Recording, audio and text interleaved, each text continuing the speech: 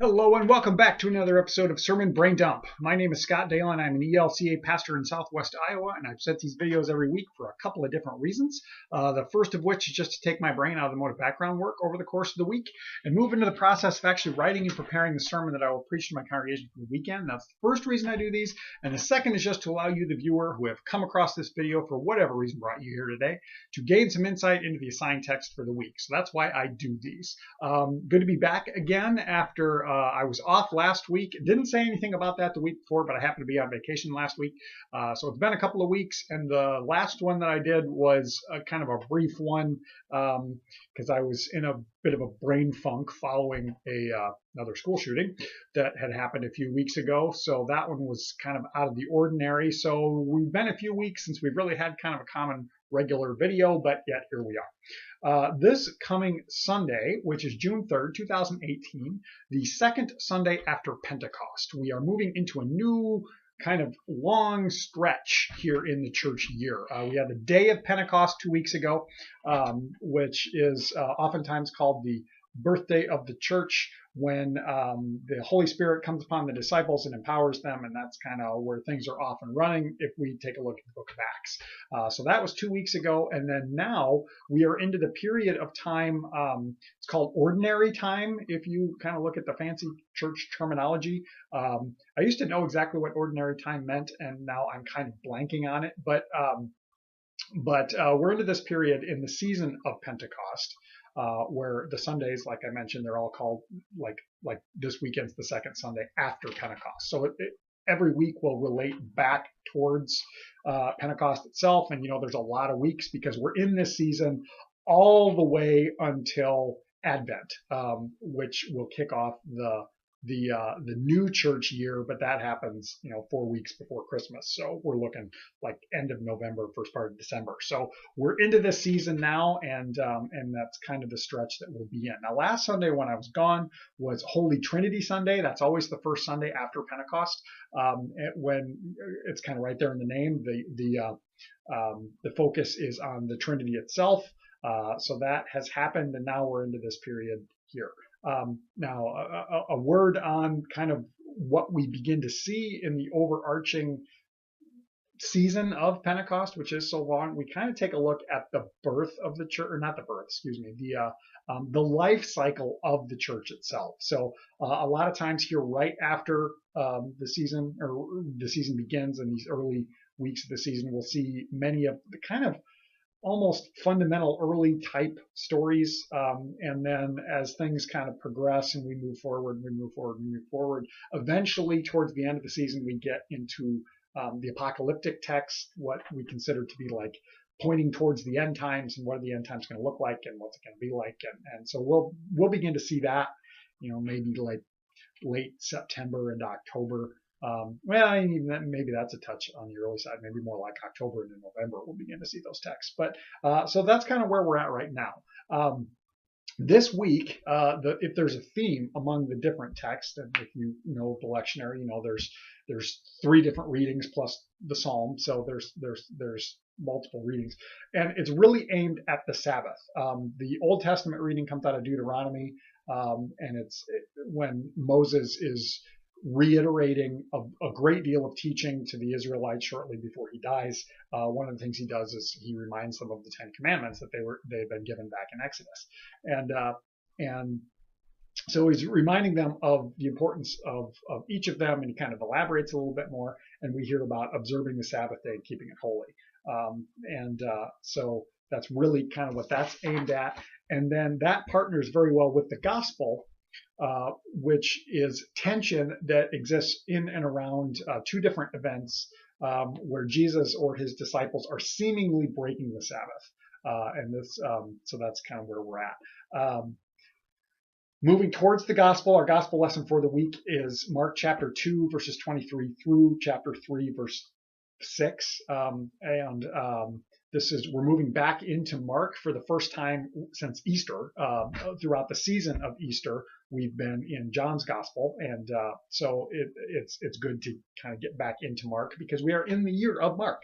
And but of course, Mark being shorter, not having nearly as much to draw from as Matthew and Luke. Oftentimes we see this great deal of John instigated in, particularly in the year of Mark.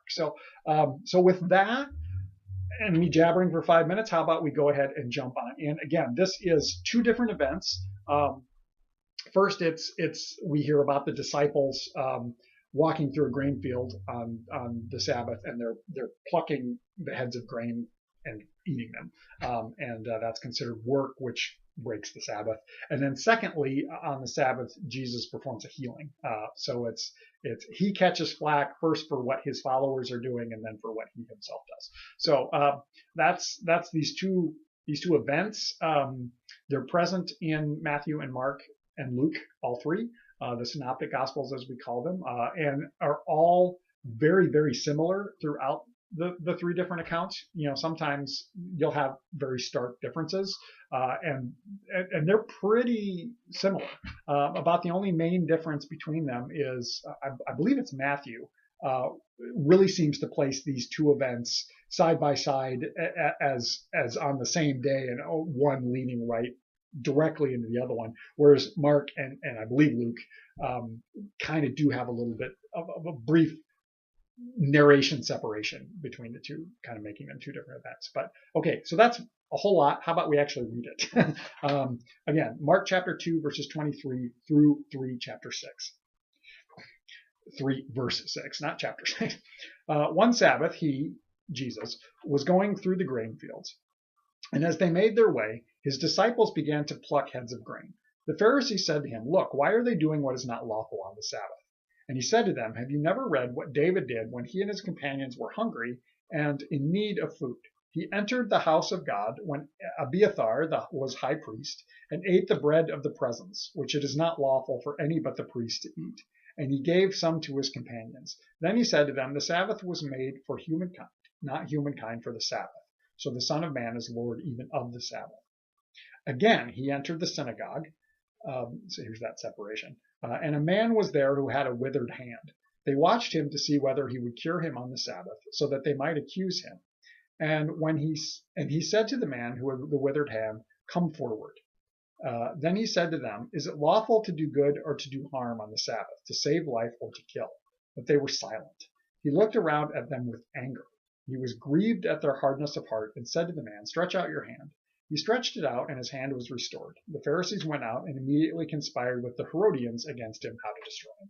All right, so that's the read. And again, it's kind of two different things aimed in the same direction, essentially like breaking the Sabbath and criticism of Jesus because of it. Now, the first one is a little bit odd, and honestly, I don't think I'm really going to focus in on it very much.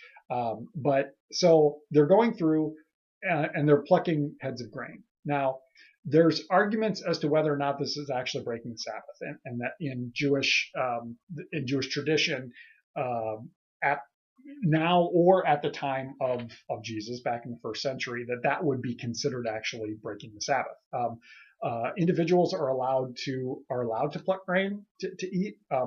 That's okay.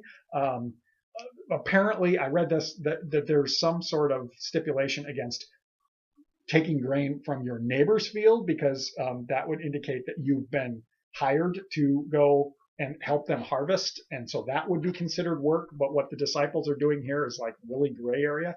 I've heard that, but essentially, they're hungry, and rather than addressing what they're doing, Jesus, when confronted about it, gives the example of what David did, which is not really the same thing. It's not doing work. It's that they went in to the temple and ate the bread of the presence, which is pretty much like offered bread that is supposed to be for no one but the priests. But because they had need, they do it. Now, there's different ideas about why Jesus does that and doesn't necessarily actually talk about what the disciples seem to be doing. But he gives the example that David, who in his heart followed the Lord, if he did this sort of thing because there was a need, there was a hunger, and he did it for those that were with him, why is it not also acceptable for these who have a need, who have hunger, to do it? I don't know. That's kind of the sense of that one. But what I'm more drawn to is the second half. So I want to bump into that one. So he's in the synagogue again, and in the midst of the people there is this man with a withered hand. Now we don't know exactly what that means. The original language is that his hand is dried up. So we don't know, does he have some sort of a disability? We don't know what it is. Does he have? We don't know exactly. But excuse me. But he has some sort of issue with one of his hands. And now, is it life-threatening? No, it's not. Apparently, he's lived his entire life up to this point with this issue. Well, maybe. I guess I'm speculating on that. We don't know. But it doesn't seem to be something that is life-threatening. If it was an immediate injury, he would have been bleeding and everything else, and therefore he would not have gone to the synagogue because he would have been unclean because of that. So there's that whole aspect going on. So it would seem that safe to say that whatever is going on with this guy's hand, it's an ongoing thing. It's not like an immediate injury, life-threatening thing. That would have been acceptable. No one would have questioned that at all. But yet these individuals, whoever they are, and we don't know if it's now it seems it must be the Pharisees. But these bigwigs, the important ones, the ones with authority, whatever we want to call them, seem to be lying in wait to see, well, Jesus is here. We'll see if he's going to do anything with this guy. And of course, Jesus does. And what's interesting, having now been in Israel and seen the ruins of a first century Galilean synagogue, which is where this would be. We don't know exactly where. It's possible that it's in Capernaum, but we don't know. But in one of these synagogues, there's this square, and he tells the man, it's listed here as come forward. That's really not a very good translation. It would be better called rise up in the midst.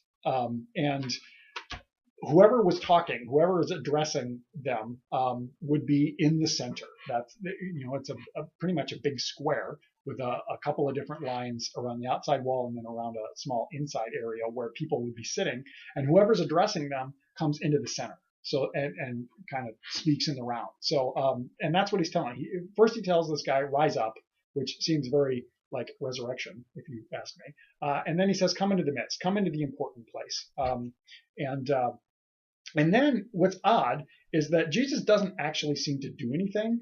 It's possible that we just don't have the narration, but he pretty much just tells the guy, reach out your hand, which he does, and his hand is restored. So however the healing happens, it doesn't seem that Jesus is doing work, and yet healing the person is considered work because it's not a life-threatening thing. So that seems to be the issue at hand, that he's breaking the Sabbath. He's doing that which is not lawful, that which is not allowed. And now Jesus really kind of pushes back, and he says, is it lawful to do good or to do harm on the Sabbath, to save life or to kill? Now that's kind of an odd thing, because like no one wants to kill the guy, no one wants to harm the guy, but does it do harm to leave him in the state of having this issue with his hand, or is it better to do the good of healing it? That seems to be the thing. And then I've also read that the whole statement about to save life or to kill, that's a very thinly veiled shot at these people who are about to go out and plot how to kill him. So that, and maybe that's why they're silent, because he's really calling them on it. But what catches me here more than anything is that we are given a view into Jesus' mood, that he is angry with them, and he's grieved at their hardness of heart. Now, my first thought, angry Jesus, that always catches my attention. The only other time that really comes to mind for me when Jesus gets mad is when he cleanses the temple. There's also, there's little side notes, like he gets mad at a fig tree because there's no figs on it, and so he curses it. That's a whole other story.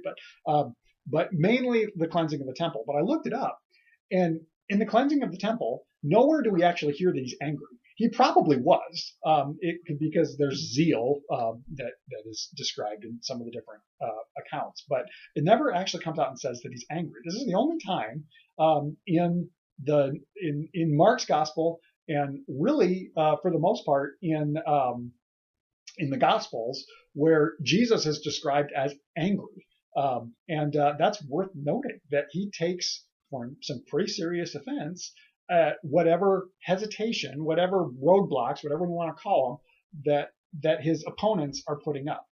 And the only other time that this word appears in the original language, it's the anger of God, or oftentimes the wrath of God.